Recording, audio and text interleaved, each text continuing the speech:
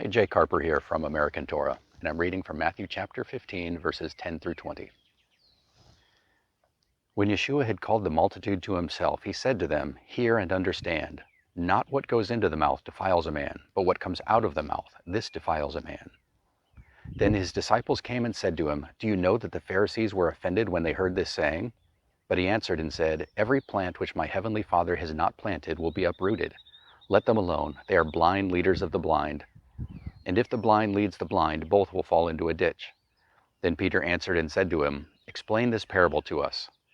So Jesus said, "Are you also still without understanding? Do you not yet understand that whatever enters the mouth goes into the stomach and is eliminated?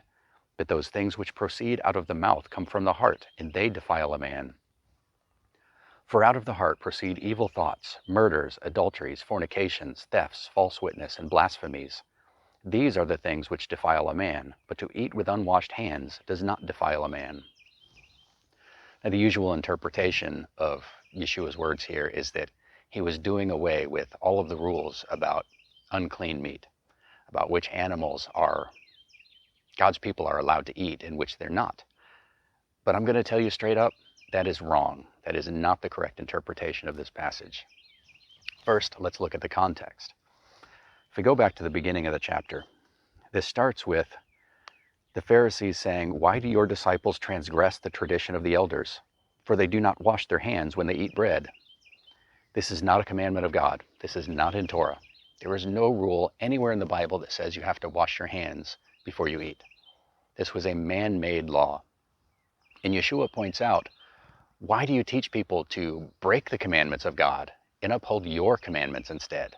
Why do you elevate your own traditions, your own doctrines, above the explicit doctrines that God gave to his people? So, if this means that Yeshua was doing away with all the laws about unclean food, wouldn't he be doing exactly the same thing that he accused the Pharisees of doing? Elevating his own doctrines above what God had already told the people. God told them that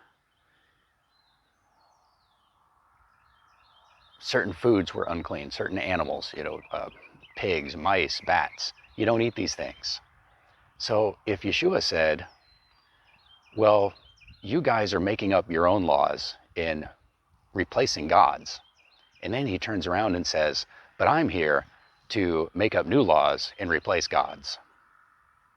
That doesn't make any sense. It would contradict Leviticus 11 and a number of other places. But let me go back and read Leviticus 11, 42, 45 through 45. Actually, let me go back to verse 41. "Every creeping thing that creeps on the earth shall be an abomination. It shall not be eaten. Whatever crawls on its belly, whatever goes on all fours, or whatever has many feet, among all creeping things that creep on the earth, these you shall not eat, for they are an abomination." When it says goes on all fours, it's a euphemism. It doesn't mean literally all fours. It means crawls on all their legs. So it's talking about bugs and lizards and stuff. "These you shall not eat, for they are an abomination. You shall not make yourselves abominable with any creeping thing that creeps, nor shall you make yourselves unclean with them, lest you be defiled by them. For I am Yahweh your God. You shall therefore consecrate yourselves, and you shall be holy, for I am holy. Neither shall you defile yourselves with any creeping thing that creeps on the earth." So Leviticus very plainly says that if you eat unclean animals, you are defiling yourself. So if Yeshua said that eating unclean meat doesn't defile you, he would be teaching in direct contradiction of God's commandments, and he would not be the Messiah. Now, a lot of people will teach that the rules changed at the crucifixion or at the resurrection or at Pentecost. They'll pick some place. These are the dividing lines between dispensations. But this is before all of those things. Yeshua is walking around. He's talking to the Jews. He's talking to people before the crucifixion. He's talking to his own disciples. I don't know of anybody who thinks that all of the laws were done away with before the crucifixion, or any laws were done away with.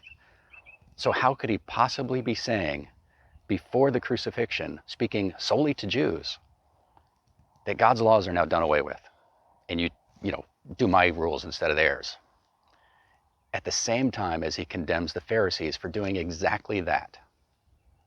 Again, that would make Yeshua a hypocrite and not the Messiah. Yeshua frequently used hyperbole in his teachings.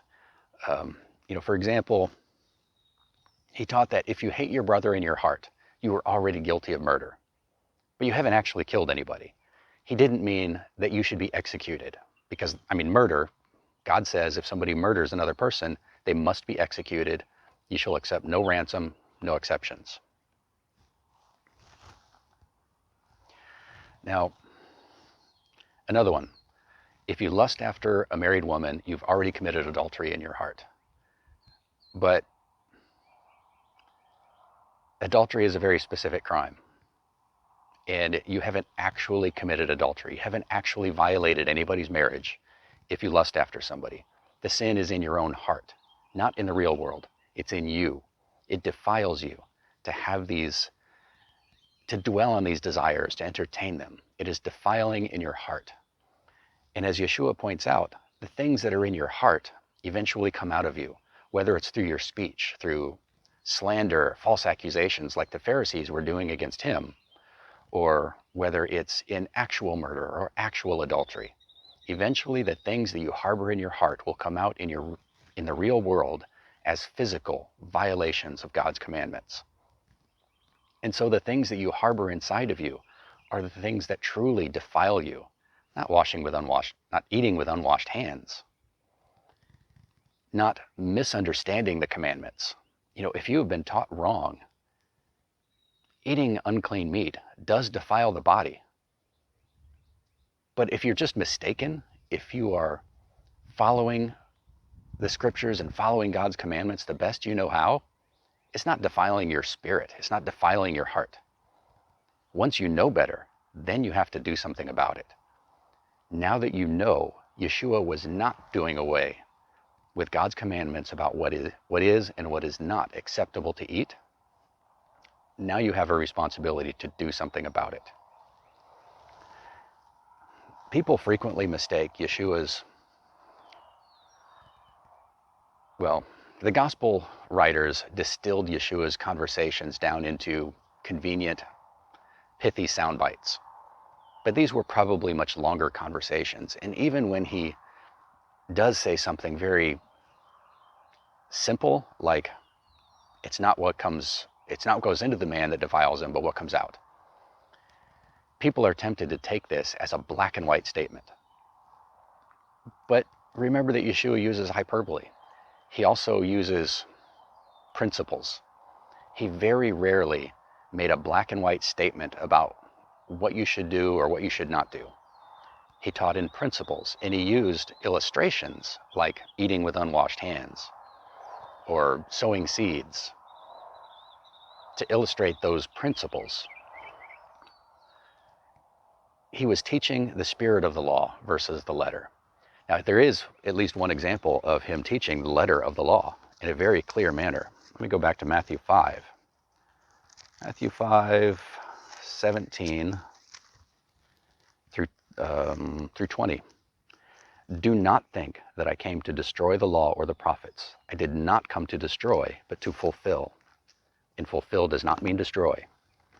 For assuredly I say to you, till heaven and earth pass away, one jot or one tittle will by no means pass from the law till all is fulfilled.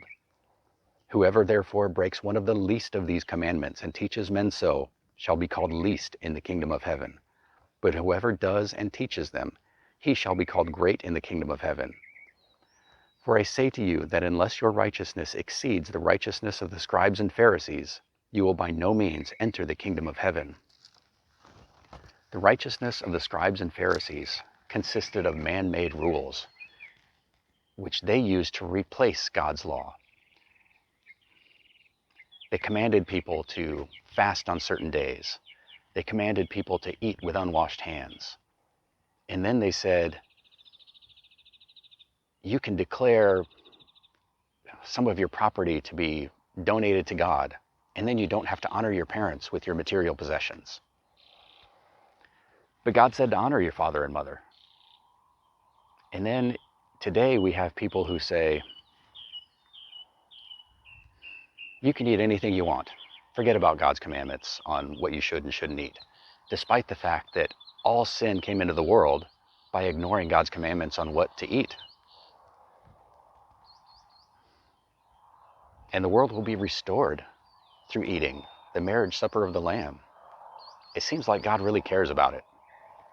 People will say, well, God did away with the weekly Sabbath because Jesus is our Sabbath now, so we rest on Sunday. Except they don't rest on Sunday. And God didn't say to change the weekly Sabbath. When the scriptures say that Yeshua has become our Sabbath, it's a metaphor. He is not literally a day of the week. So by replacing God's commandments with the doctrines of men, we are doing the exact thing that Yeshua condemned the Pharisees for. Legalism is elevating man-made rules above God's. It's thinking you can justify yourself by being religious. It's never going to work. If you are one of Yeshua's people, if you are submitted to the King, you need to keep the King's commandments. The Father and the Son and the Spirit all speak in unison. They never contradict each other. The Spirit will never contradict the Word. Yeshua's teachings will never contradict the Father's direct commandments. I don't think I can say it any clearer than that. This is Jake Harper from American Torah. Be blessed.